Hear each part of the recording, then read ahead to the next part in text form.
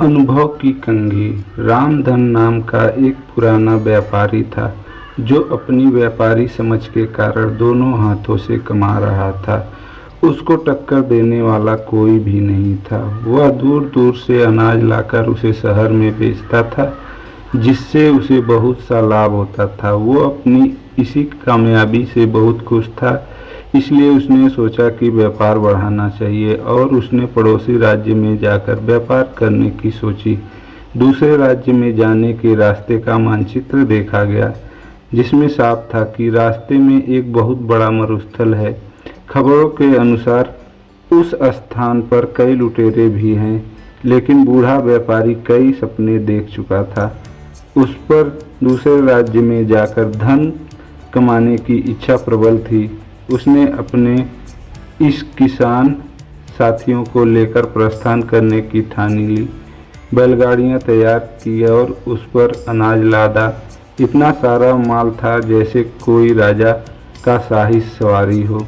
बूढ़ा रामधन की टोली में कई लोग थे, जिसमें जवान नवयुवक भी थे और वृद्ध अनुभवी लोग भी, जो वर्षों से रामधन के साथ काम कर रहे थे। जवानों के अनुसार अगर इस टोली का नेतृत्व कोई नवयुवक करता तो अच्छा होता, क्योंकि यह वृद्ध रामधन तो धीरे धीरे जाएगा और पता नहीं उस मरुस्थल में क्या देखना पड़े।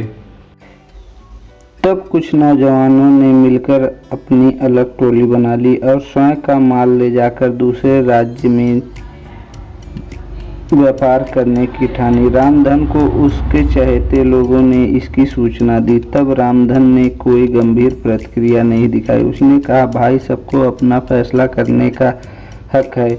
अगर वो मेरे इस काम को छोड़कर अपना काम शुरू करना चाहते हैं तो मुझे कोई आपत्ति नहीं। और भी जो लोग उनके साथ जाना चाहते हैं वो जा सकते हैं।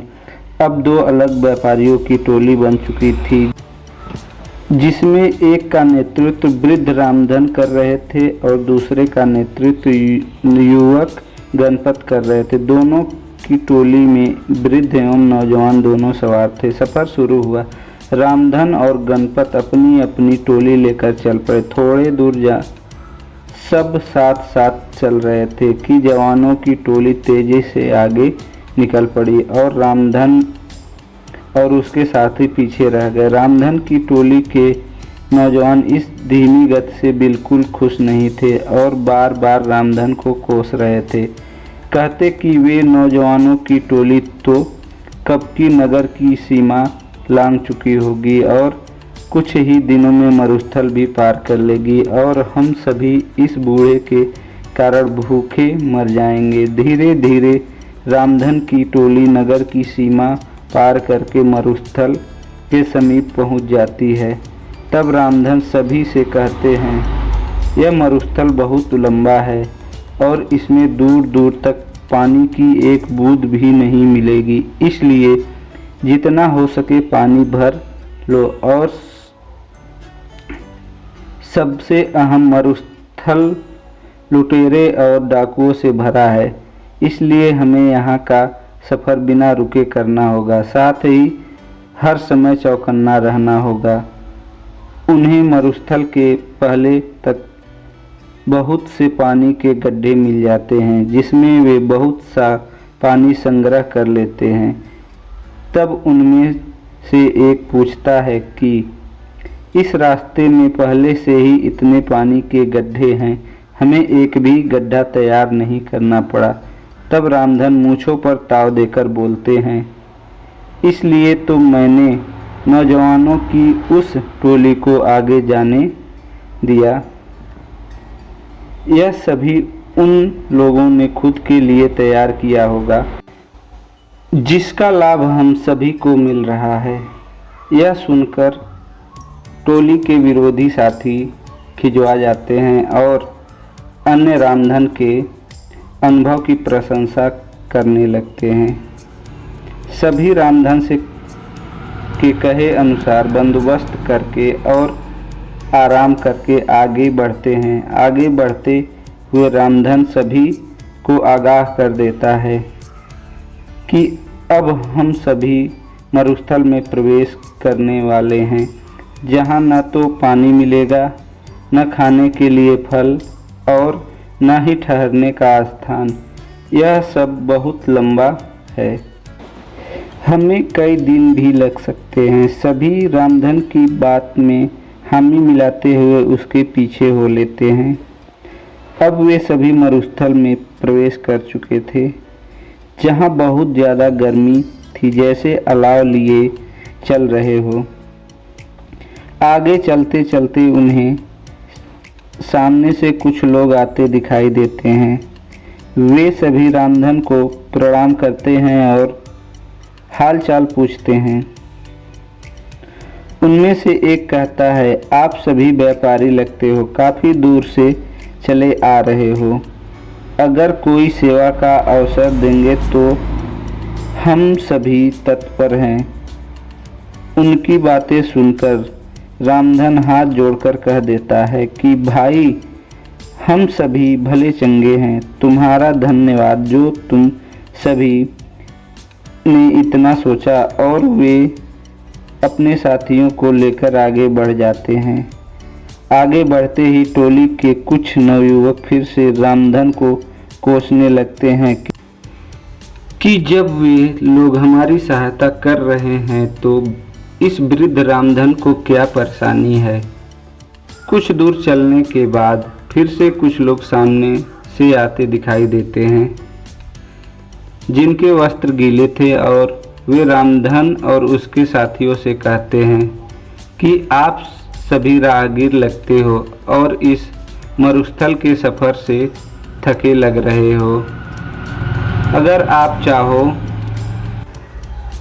तो हम आपको पास के एक जंगल में ले चलते हैं, जहाँ बहुत पानी और खाने को फल हैं।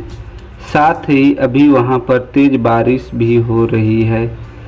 उसी में हम सभी भीग गए थे। अगर आप सभी चाहें तो अपना सारा पानी फेंक कर जंगल से नया पानी भर लें और पेट भर खाकर आराम कर लें। लेकिन रामधन साफ ना बोलकर अपने साथियों से जल्दी चलने को कह देते हैं। अब टोली के कई नौजवानों को रामधन पर बहुत गुस्सा आता है और वे सभी रामधन के समीप आकर अपना सारा गुस्सा निकाल देते हैं और पूछते हैं कि क्यों वे भले लोग की बात नहीं सुन रहे हैं और क्यों हम सभी पर जुल्म कर रहे हैं। तब रामधन मुस्कुराते हुए कहते हैं, वे सभी लुटेरे हैं और हमसे अपना पानी फिकवा कर हमें निसहाय करके लूट लेना चाहते हैं और हमें यहीं मरने छोड़ देना चाहते हैं। तब वे नवयुवक गुस्से में दांत पीसते हुए कहते हैं कि सेठ जी, तुम्हें ऐसा क्यों लगता है। तब रामधन कहते हैं कि तुम खुद देखो, इस मरुस्थल में कितनी गर्मी है। क्या यहाँ आसपास कोई जंगल भी हो सकता है। यहाँ की भूमि इतनी सूखी है कि दूर दूर तक बारिश ना होने का संकेत देती है। यहाँ एक परिंदे का घोंसला तक नहीं हो तो फल फूल कैसे हो सकते हैं। और ज़रा निगाह उठाकर ऊपर देखो, दूर दूर तक कोई बारिश के बादल नहीं हैं। न ही हवा में बारिश की ठंडक है, न ही गीली मिट्टी की खुशबू। तो कैसे उन लोगों की बातों का यकीन किया जा सकता है।